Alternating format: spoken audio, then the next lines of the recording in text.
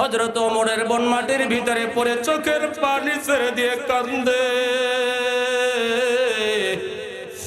ডাক দিয়া বলে, রে ভাই কি অপরাধ, এখানে আমার মাও নাই বাবাও নাই, আমি আল্লাহর রাসূলের হাতে হাত দিয়ে কালিমা পড়েছি, এটাই যদি অপরাধ হয়।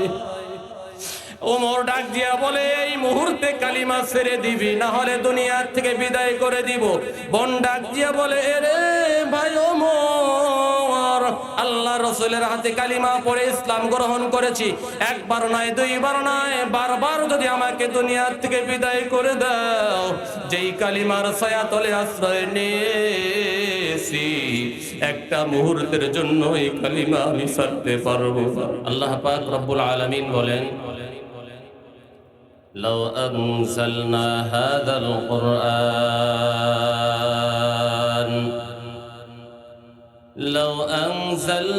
هذا القرآن على جبل لرأيته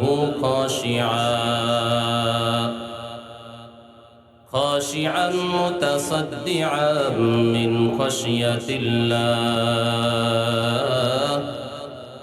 وتلك الأمثال نضربها للناس لعلهم يتذكرون।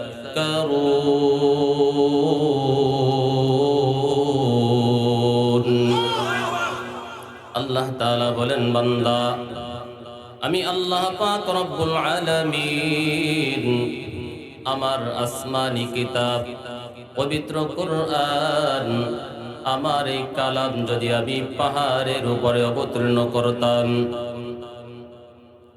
আমি আমার এই কোরআন যদি পাহাড়ের উপরে অবতীর্ণ করতাম, আমার এই কিতাব আসমানি কিতাব এত দামি একটা কিতাব, আমার এই কোরআন এত ভারী, এত দামি, এত সম্মানী, এত উঁচু একটা কিতাব, আমার এই কিতাবের ভারে ওই পাহাড় চূর্ণ বিচূর্ণ দ্বিখণ্ডিত হয়ে যাইত। সুবহানাল্লাহ।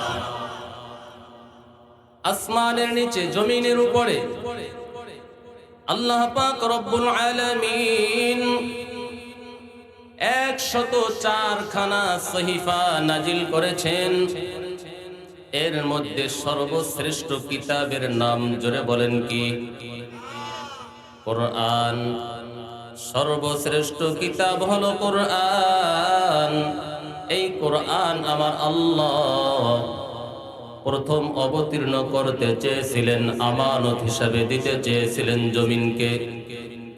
এই কোরআন আল্লাহ পাক রব্বুল আলামিন বহন করার জন্য, আমানত হিসাবে দেওয়ার জন্য প্রস্তাব দিয়েছেন আসমানকে। আমার আল্লাহ এই কোরআন বহন করার জন্য প্রস্তাব দিয়েছেন পাহাড়কে। পাহাড় অস্বীকার করেছে। এই কোরআন বহন করার জন্য আসমান অস্বীকার করেছে, জমিন অস্বীকার করছে। আল্লাহ তাআলা বলেন, ইন্না আরাদনাল আমানাতা আলাস সামাওয়াতি ওয়াল আরদ, ইন্না আরাদনাল আমানাতা আলাস সামাওয়াতি ওয়াল আরদি ওয়াল জিবাল ফাআবাইনা আন ইয়াহমিলনাহা ওয়া ইয়াশফাকনা মিনহা ওয়া হামালাহাল ইনসান ইন্নাহু কানা যালুমান জাহুলা। আল্লাহ তাআলা বলেন, আমি আমার এই কোরআন কালামে হাকিম বহন করার জন্য, আমানত হিসাবে দেওয়ার জন্য প্রস্তাব দিয়েছিলাম আসমানকে। হে আসমান, আমার কোরআন তুমি বহন করবে নাকি? আসমান বলে, না আল্লাহ, এত দামি কিতাব, এত শক্তিশালী পাওয়ারফুল একটা কিতাব, এই কিতাব আমি বহন করতে পারবো না। জমিনকে আমার আল্লাহ বলে, জমিন আমার কোরআন নিবানি। জমিন ডাক দিয়া কয়, হে মালিক, এত দামি কোরআন, এত পাওয়ারফুল শক্তিশালী একটা কিতাব আমি যখন জমিন বহন করতে পারবো না, আমার আল্লাহ বলে আমি পাহাড়কে দেওয়ার জন্য বলেছিলাম, আমানাত আয় ইতাআতের জন্য, বহন করার জন্য, গ্রহণ করার জন্য। পাহাড়ও ডাক দিয়া কয়, হে মালিক, এত দামি কোরআন আমি বহন করতে পারবো না। অবশেষে ওয়াখলিকাল ইনসানু দাঈফা, আমার আল্লাহ মানুষদেরকে একেবারে দুর্বল করে বানিয়েছেন। মানুষ বড় দুর্বল, বড়ই দুর্বল। মানুষ কেমন দুর্বল! এই যে প্রচন্ড শীতের মধ্যে আমরা কত রকমের পোশাক পরিধান করি, এরপরেও শীত লাগে। কথা বলেন ঠিক কিনা? আরে আপনার বাড়ির পাশে একটা কুকুর, এত শীত কেন? এর চাইতে বেশিও যদি শীত হয়, আপনি আপনার বাড়ির পাশের দারোয়ান হিসেবে যেই কুকুরটা পালতেছেন, ওই কুকুরটাকে কয়দিন ল্যাপ কম্বল খেতা দিয়েছেন? দিছেননি? একদিনও দেন নাই। আপনি আর আমি সাধারণ শীত হইলে ল্যাপ, খাতা, কম্বল কত কিছু ব্যবহার করার পরেও শীত অনুভব হয়, কিন্তু আপনার আমার ঘরের ভিতরে গুড় গুড় কইরা হাঁটে একটা বিড়াল 12 মাস থাকে। একদিনে তো ওই বিড়ালটাকে ল্যাপের মধ্যে নিয়ে ঘুমাই নাই। আরে মানুষ কত দুর্বল! হাজারো পাখি, হাজারো পশু, এত শীতের মধ্যে তার কোনো পোশাক নাই, কিন্তু আপনি আর আমি মানুষ এত শক্তিশালী, নিজেকে নিজে বড় দাপটদার মনে করি, বড় শক্তিশালী মনে করি। আসমানের নিচে আমার মতো বাহাদুর আর কেউ নাই, আমার মতো শক্তিশালী আর কেউ নাই, আমার মতো বড় আর কেউ নাই। কিন্তু দুর্বলের দিক দিয়ে আমার আল্লাহ বলে, বান্দা, আমি আল্লাহ তোমাকে সবচাইতে দুর্বল কইরা সৃষ্টি করেছি। একটা পিঁপড়ার কাছেও তুমি বড় দুর্বল, একটা মশার কাছেও তুমি বড় দুর্বল। একটা মশায় কামড় দিলে তোমার পুরা শরীরটার মধ্যে ঝালঝালা শুরু হয়ে যায়। একটা পিঁপড়ার কাছেও তুমি বড় দুর্বল, একটা পিঁপড়ায় কামড় দিলে তুমি সহ্য করতে পারো না রে মুসলমান।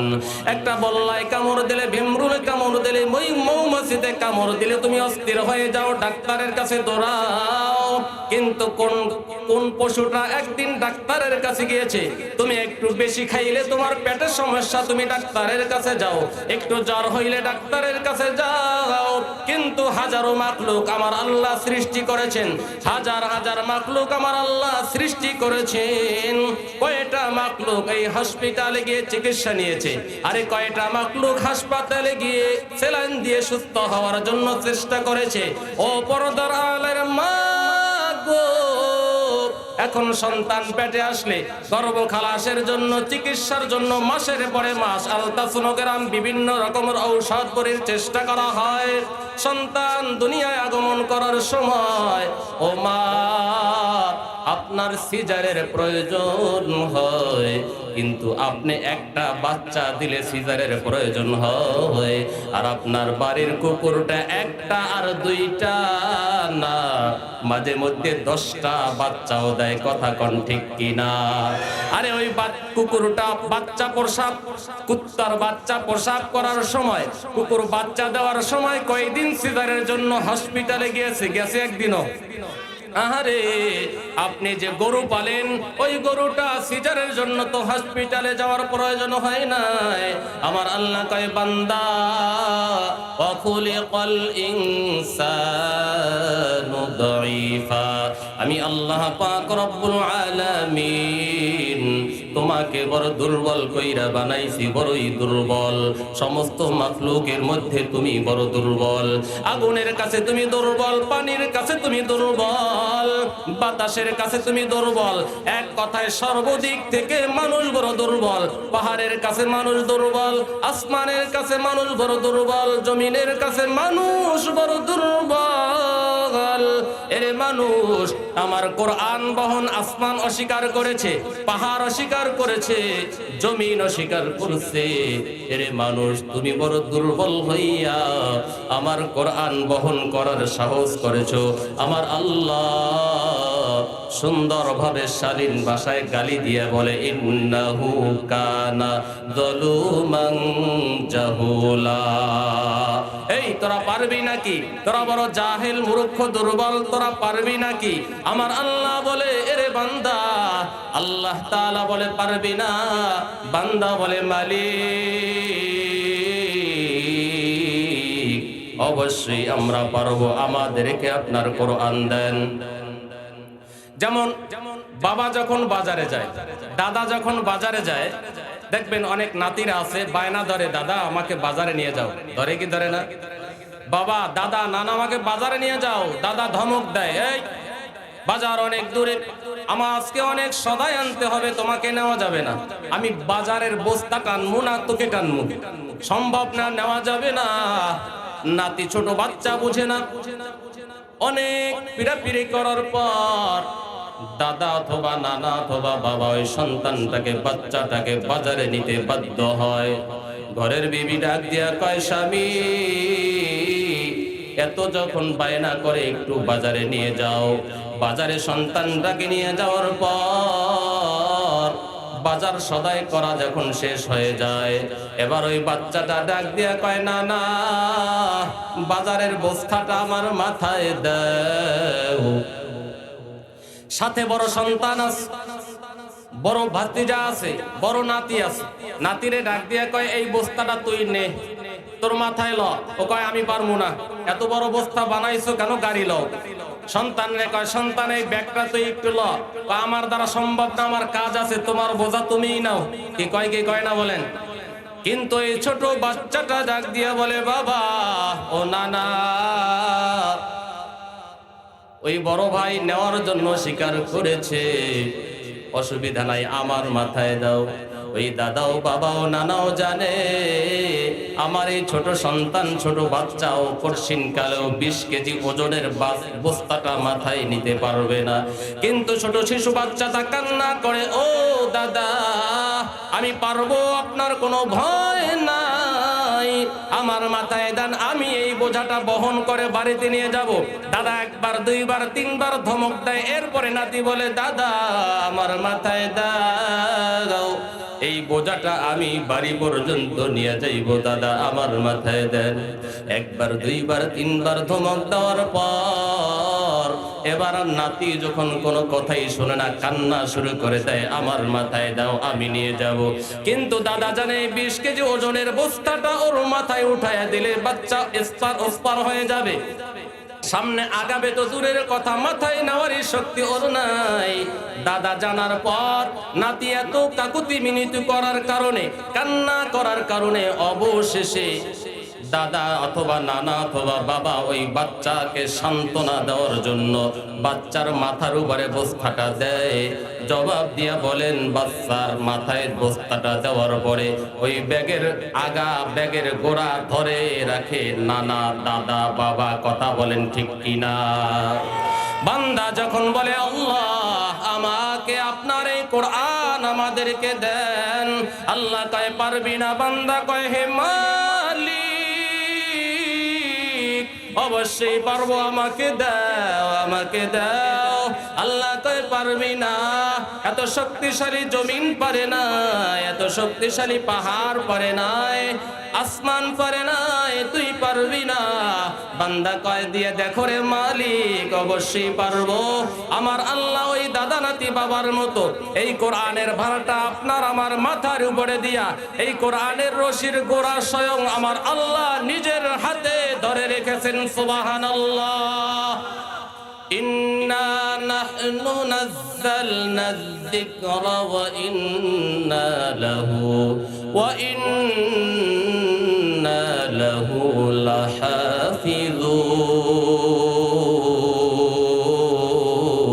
লাহাফিযুন।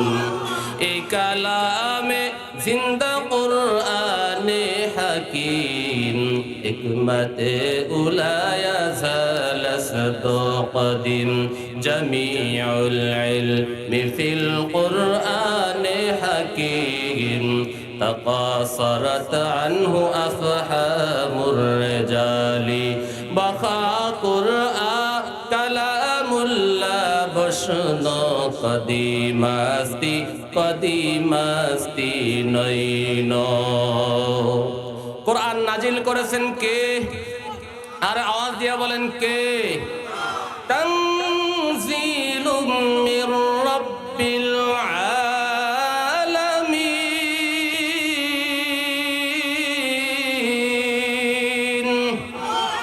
কোরআন নাজিল করেছেন, আওয়াজ দিয়ে বলেন কে?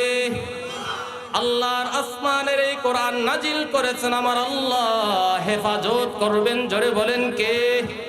এই কোরআনকে নিভিয়ে দেওয়ার জন্য একদল কাফির বেঈমান এখনো জমিনের মধ্যে আছে, তখনও ছিল।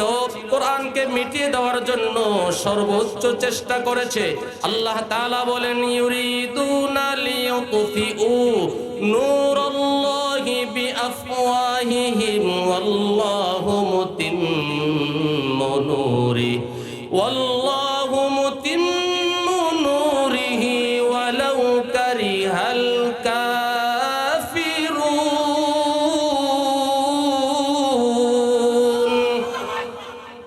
আল্লাহ তাআলা বলেন, কাফের বেঈমানরা ফুঁক দিয়া আমার কোরআনকে নিভাইয়া দিতে চায়, নিভাইয়া দিতে চেয়েছিল।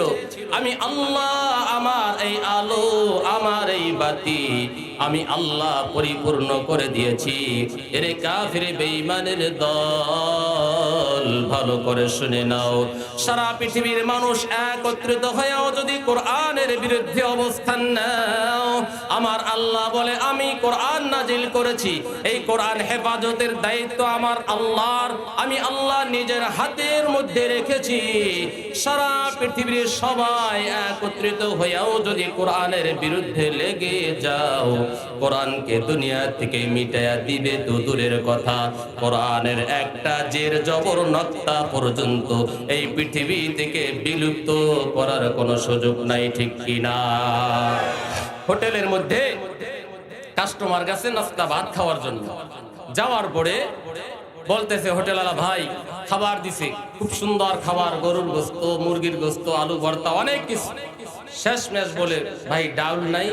কয় আছে তো। তার দেন, ডাউল দেন। ডাউল দিছে। এরপর ডাউলের মধ্যে কি টক দেন নাই? কয় দিছি তো।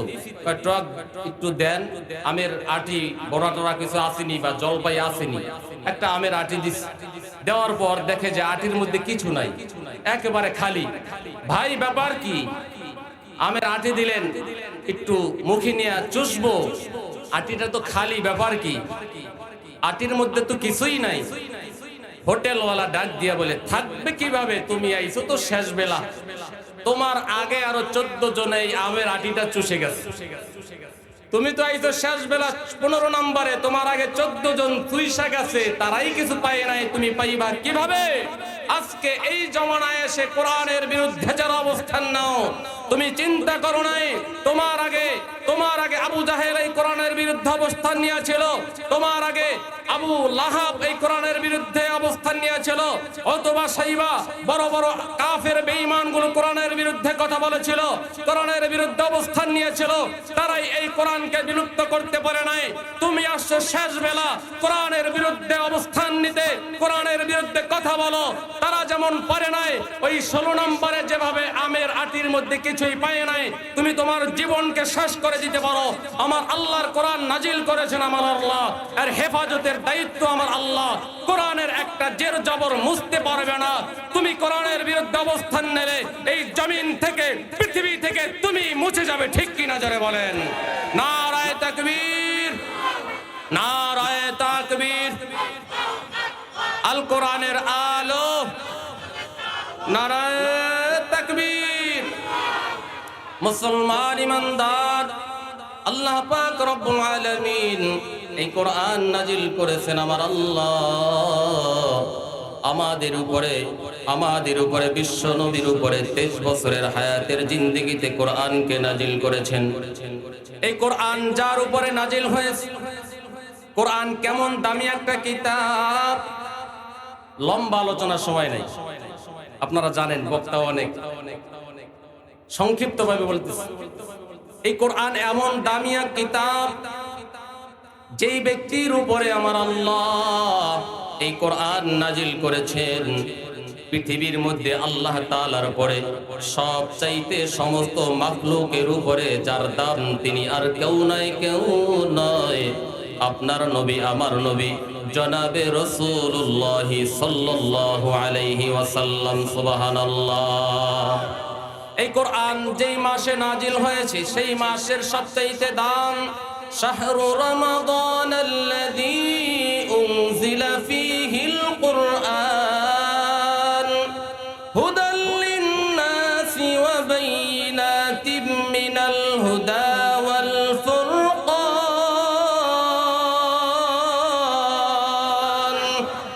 আমার আল্লাহ এই কোরআনকে নাজিল করেছেন মাহে রমজানে। 12 মাসের মধ্যে সবচাইতে শ্রেষ্ঠ মাসের নাম কি মাস? রমজান মাস। আমার আল্লাহ এই কোরআন নাজিল করেছেন যেই রাত্রে, সেই রাত সমস্ত রাত্রির চাইতে দামি।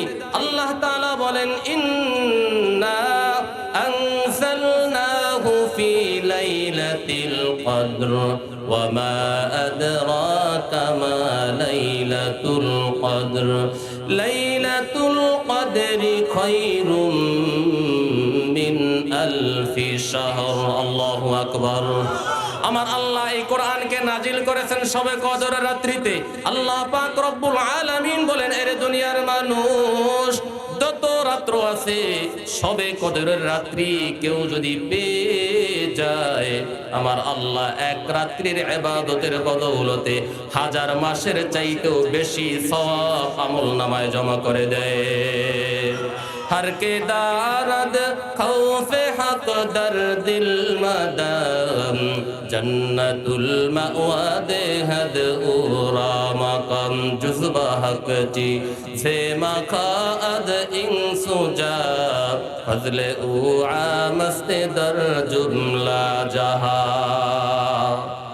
এই কোরআন যার উপরে নাজিল হয়েছে তার দাম বেড়ে গেছে। শুধু তাই নয়, এই কোরআন যেই জায়গায় নাজিল হয়েছে সেই জায়গার সবচাইতে দাম বেড়ে গেছে। এই কোরআন নাজিল হয়েছে মক্কায়, এই কোরআন নাজিল হয়েছে মদিনায়। এই কোরআন মক্কায় অবতীর্ণ হওয়ার কারণে মক্কা পৃথিবীর সবচাইতে দামি জায়গা। আল্লাহু আকবার। মক্কার কিনারায় কেউ যদি গিয়ে 1 রাকাত সালাত আদায় করে নেয় আল্লাহ পাক রব্বুল আলামিন তার আমল নামায় 1 লক্ষ রাকাতের সওয়াব জমা করে দেয়। আমার আল্লাহ এই কোরআন নাজিল করেছে মদিনায়, এই মদিনার দাম বেড়ে গেছে।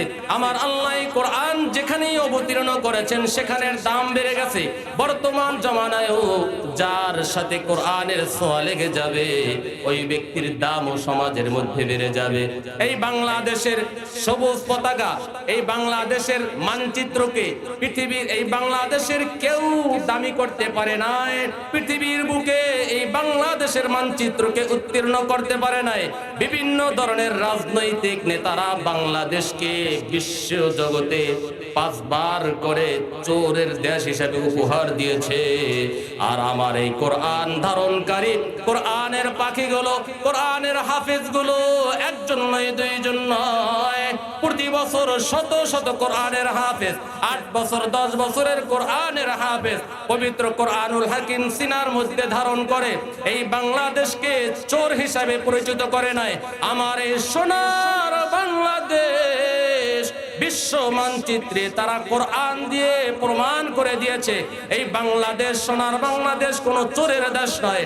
এই সোনার বাংলাদেশ হলো উলামায়ে কেরামের বাংলাদেশ, এই কোরআনের বাংলাদেশ, এই বাংলাদেশ হলো মসজিদের বাংলাদেশ, এই বাংলাদেশ হলো আলেম ওলামাদের বাংলাদেশ, এই বাংলাদেশ হলো আল্লাহওয়ালা পীর আউলিয়াদের বাংলাদেশ। ঠিক কিনা জোরে বলেন?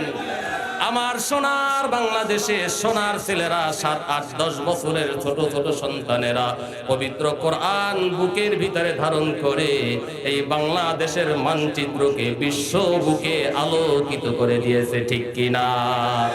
এই কোরআন আল্লাহ তাআলার কোরআন দামিয়া কিতাব, যে এই কোরআনের সাথে যার সম্পর্ক লাগবে তার দাম বেড়ে যাবে, যার স্পর্শ কোরআনের সাথে লাগবে তার দাম বেড়ে যাবে। লম্বা আলোচনা। যেমন ঘরের ভিতরে টিভি আছে, আসেনি বরকতের টিভি আপনাকে ঘরে? হ্যাঁ, কথা কয় না, আছে মানে 2টাও আছে। কথা কন ঠিক না বেঠিক? বরকতের টিভি না গজবের টিভি? আয় হায় কয় কি গজবের টিভি সবার ঘরে কম বেশি আছে, কয় এখন টিভি দরকার নাই হুজুর, হাতের মধ্যেই বড় বড় টিভি, অ্যান্ড্রয়েড সেট কি আছে না নাই? বুড়া মানুষ চোহে দেয় না, চশমা দিয়া চালায়, কি চালায় না, চশমা দিয়া চালায়। বরকতের মোবাইল নাকি গজবের মোবাইল? আরে ভালো লাইনে নিলে সবই ভালো, খারাপ লাইনে চালাইলে 12টাও খারাপ, ঠিক কিনা বলেন? এই গজবের মোবাইল ঘরের মধ্যে আছে, বুড়া নাই গুড়া নাই, ছেলে নাই মেয়ে নাই, সবার আছে। তাহলে আল্লাহ পাক রব্বুল আলামিন বলেন আমার কোরআন কেমন দামিয়া কিতাব। ঘরের মধ্যে টিভি আছে, টিভির পর্দা আছে।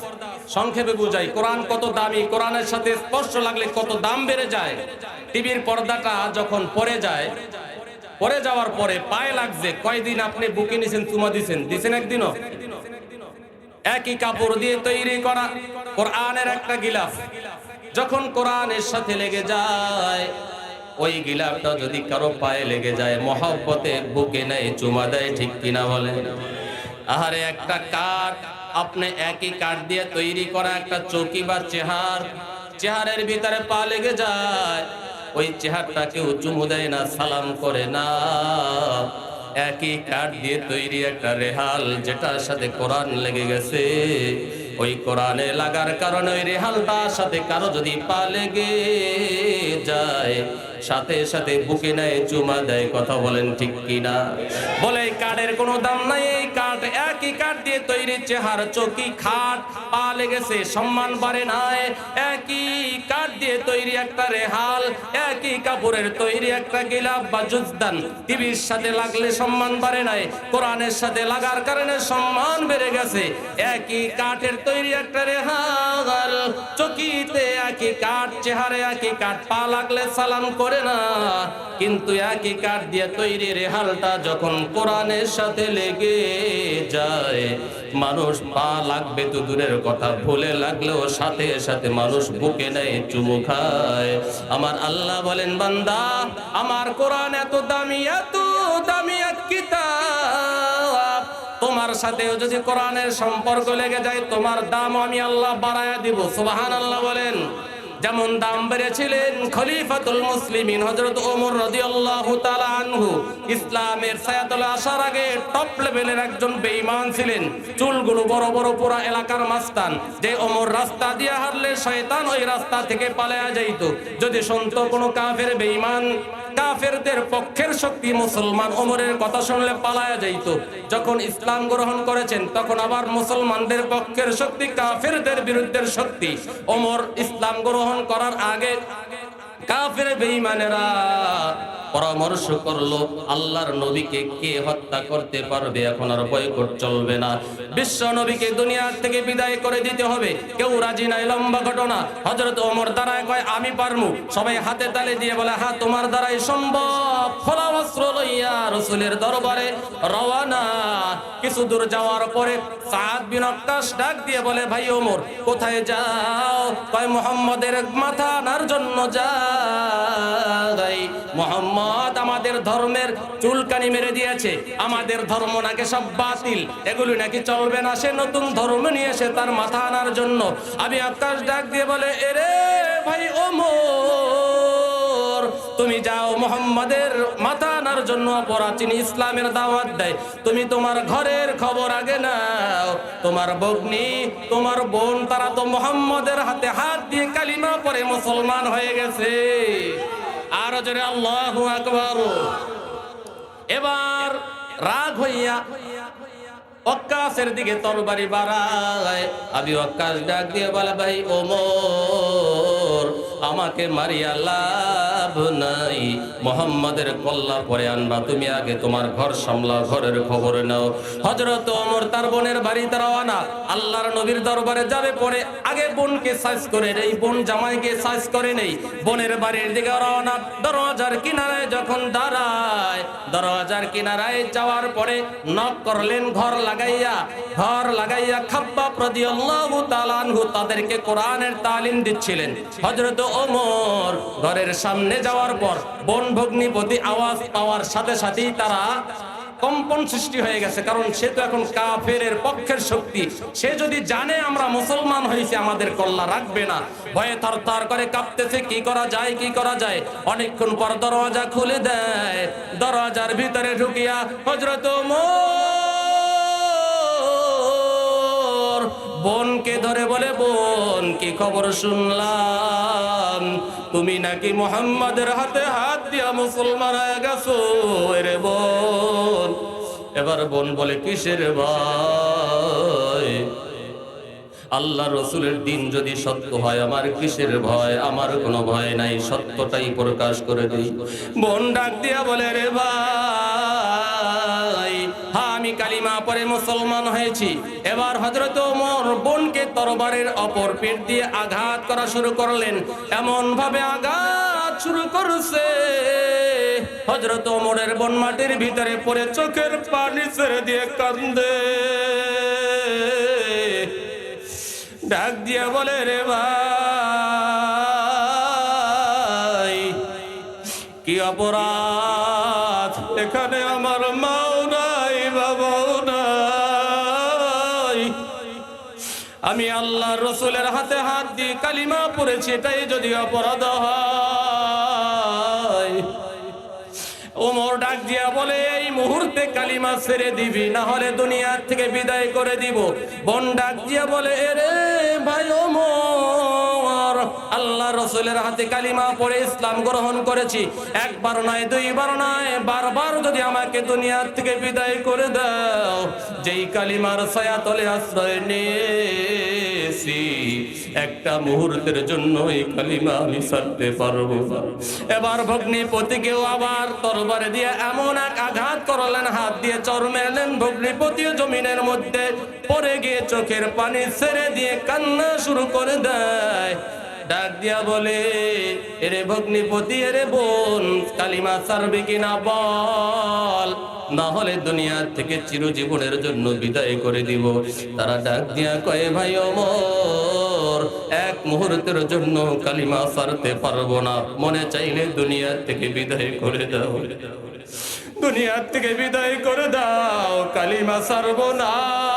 মারতেছে মারতেছে, এক পর্যায়ে অনেক আঘাত করার পরে তার দিলের ভিতরে একটু মায়া হয়েছে, কারণ আল্লাহর রাসূলের দিকে দোয়া করেছে, আল্লাহ দুই ওমরের এক ওমরকে দ্বীনের জন্য কবুল করে নাও। আবু জাহেল এবং ওমর দুইজনকে দুইজনের একজনকে আল্লাহর জন্য দ্বীনের জন্য কবুল করে নাও। আমার আল্লাহ রাসূলের দোয়া হযরত ওমরের জন্য কবুল করেছেন। হযরত ওমর মনটা একটু নরম হয়ে ডাক দিয়ে কয়, ও বোন, কিসের আওয়াজ শুনলাম? তোমরা কি পড়তেছো বলো, দাও আমার হাতে একটু দাও। এই আওয়াজটা শুনিয়া খাব্বাব ঘরের এক কোণে পালিয়েছিল। আওয়াজটা শোনার পর খাব্বাব এখন দিলের ভিতরে একটু প্রশান্তি আসছে। হযরত ওমর মনে হয় ভালো হয়ে যাবে, আর মনে হয় মারবে না, আমাকে মনে হয় কিছু বলবে না, সামনে আসলেন। বোন ডাক দেয়া বলে, ভাই, আমার হাতে যেই কিতাব, যেই পুস্তকের যেই কাগজখানা, এটা তোমার হাতে দেওয়া যাবে না, কারণ আমার আল্লাহ বলেছেন, লা ইয়ামাসসুহু ইল্লাল মুতাহহারুন।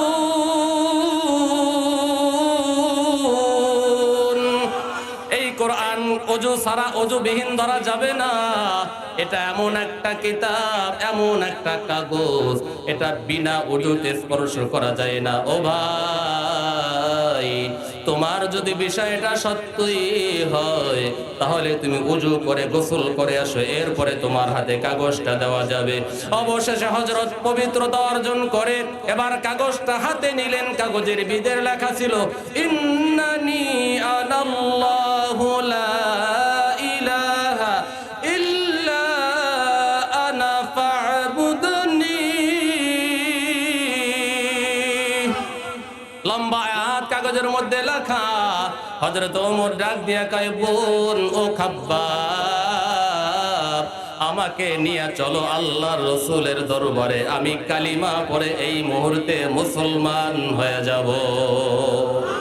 মুহাম্মদ আরবি হায়া নবী রাস্তে বেশোয়া, মুহাম্মদ আরবি হায়া নবী রাস্তে बेशुआ, आलम हुआ उसकी पैदाइश से उजाला, आलम हुआ उसकी पैदाइश से उजाला। शफीउल उमम हमारा नबी रोज क़यामत शफाअत करेगा अल्लाह के पास गुनाहगार उम्मत, शफाअत करेगा अल्लाह के पास गुनाहगार उम्मत। আল্লাহ তাআলা এই কোরআনের স্পর্শ ওমরের উপরে লাগার কারণে পয়গম্বর বলেন, এরে দুনিয়ার মানুষ, লাউ কানা বাদি নবিয়ান লাকানা ওমর, আমার পরে কোনো নবী আসবে না, আমার পরে কোনো নবী আসবে না। আনা খাতামুন নবিয়িনা লা নবিয়্যা বাদি, আমি হলাম শেষ নবী, আমার পরে কোনো নবী আসবে না। আমার পরে কোনো নবী যদি দুনিয়ায় আসতো গো, আমি পয়গম্বর বলে দিলাম আমার পরে কোনো নবী আসবে না। আমার পরে যদি কোনো নবী দুনিয়ায় আসতো তাহলে হযরত ওমর আমার পরে হইতো নবী। এমন ভাবে কবুল করেছেন কেন? কোরআনের ছায়াতলে আসার কারণে, কোরআনের সাথে সম্পর্ক লাগার কারণে। আজকে আমাদের সাথে কোরআনের সম্পর্ক নাই, আমাদের সাথে কোরআনের মোহাব্বত নাই। আজকে এই শেখ বাড়ির আলহামদুলিল্লাহ অনেক সন্তান এখানে ক্রেশ নিবে প্রধান বক্তার হাতে, যেমন জনাব আনোয়ার মোল্লা সাহেবের দুটি সন্তান কোরআনের হাফেজ, আলহামদুলিল্লাহ বলেন। এই বানিয়াগাঁও অনেক সন্তান আছে কোরআনের হাফেজ, এদের সম্মান কত এখন বোঝা যাবে না। এই আবুল কাসেম শেখ সাহেবের দুইটি সন্তান, বড় সন্তান হাফেজ মাওলানা মুফতি, ছোট সন্তান কোরআনের হাফেজ, আজকে এখানে ক্রেশ নিবে প্রধান বক্তার হাতে, আলহামদুলিল্লাহ বলেন। বানিয়াগাঁও অনেক সন্তান কোরআনের হাফেজ। আসলে লম্বা আলোচনা, কোরআনের হাফেজ, কোরআনের সাথে যাদের সম্পর্ক লেগে যাবে, এর মা বাবার যে কত দাম হাসরের মাঠে আল্লাহ তাআলা হাফেজদের মা বাবাকে নূরের টুপি পরাইয়া আল্লাহ তাআলা হাসরের মাঠে উঠাইবেন, সুবহানাল্লাহ বলেন। আর হাফেজদের কি সম্মান হবে, এদিকে আলোচনা, অনেক লম্বা আলোচনা, অনেক বক্তা রয়েছেন। যাই হোক, আমি যেতটুকু বুঝাইতে চাইলাম, আমাদের সম্পর্ক যদি কোরআনের সাথে হয় আমাদের সম্মান বাড়ায় দিবেন। জোরে বলেন কে? আরে সবাই জোরে বলেন কে? এই দিকের লোকগুলি আওয়াজ দেন না। আসলে আমি তো ছোট বক্তা, আমি তো আর এত বড় বক্তা না, এজন্য আমার আওয়াজ হয় না। প্রধান বক্তা যারা আসবেন আপনাদের আওয়াজ শুনলে তারা কথা বলতে পারবেন না, একটু জোরে আওয়াজ দেন, নারায়ে তাকবীর। আচ্ছা, সামনের লোকগুলো চুপ থাকেন দেখি, পিছনের ভাইরা মনে হয় রাগ করছে। সামনের ভাইরা, এই 2 খুঁটির সামনের ভাইরা চুপ থাকেন, পিছনের ভাইরা একটু আওয়াজ দেবেন, নারায়ে তাকবীর। এদিকের ভাইরা রাগ করছেন, একটু জোরে আওয়াজ দেন না ভাই, নারায়ে তাকবীর। পরীক্ষা হইতেছে, আর একবার সুযোগ দেবো। এবারে সামনের 2 খুঁটির মুরব্বী বাবারা একটু আওয়াজ দেন, নারায়ে তাকবীর। হায় হায়, পিছনের সব যুবক আর মুরব্বী 60 বছর উপরের বাবাদের লাগে আপনারা পারলেন না আওয়াজ দিয়া, এটা লজ্জার বিষয়। আর একবার সুযোগ দেই, কি কোন বাবারা, আর একবার সুযোগ দেবো। এই আপনারা 2 খুঁটির সামনে চোখ, পিছনের লোকগুলিতে আওয়াজ দেন। যুবক ভাইরা, আকাশ পাতাল কম্পন করে আজকের আমাদের ঢাকা থেকে 2 জন মেহমান, এদেরকে শোনায়া দিতে হবে। আলেম ওলামা যেখানে আমরা আছি সেখানে, আহলে বেদাত যেখানে আমরা নাই সেখানে, সাদিয়ানি যেখানে আমরা নাই সেখানে, কুখ্যাত বেঈমান ওই এতাতীদের দালালরা যেখানে আমরা নাই সেখানে, আলেম ওলামা যেখানে আমরা আছি সেখানে, ওলামায়ে কেরাম যদি কাপড়ের কাপড় পরিধান করে আমাদেরকে মাঠে নামার জন্য ওয়াদা দেয়, আমাদেরকে মাঠে নামার জন্য যদি আমাদেরকে বলে, রাত নাই দিন নাই 24 ঘন্টা প্রস্তুত হয়ে ওলামায়ে কেরামের সাথে আমরা মাঠে ময়দানে থাকবো, কে কে রাজি? নারায়ে তাকবীর। আচ্ছা, পিছনের লোকগুলোকে সুযোগ দিয়ে আমি শেষ করব, একটু সুযোগ দেই। পিছনের ভাইরা বলেন নারায়ে তাকবীর। শেষ, আর হবে না কিন্তু, আর একবার দেই, নারায়ে তাকবীর। এবার সামনের বাবারা একটু আর একবার গলা ছাইরা দেন, নারায়ে তাকবীর। মাশাআল্লাহ, আল্লাহ তাআলা আপনাদের সবাইকে দ্বীনের জন্য কবুল করেন, সকলে বলি আমিন। যতটুকু আলোচনা করলাম, অনেক কথা ছিল, সময় অনেক প্রয়োজন। আল্লাহ তাআলা আমাদের সবাইকে পবিত্র কোরআনের সাথে সম্পর্ক রাখার তৌফিক দান করেন, আমাদের সন্তানদেরকে কোরআনের হাফেজ বানানোর তৌফিক দান করেন, সকলে বলি আমিন।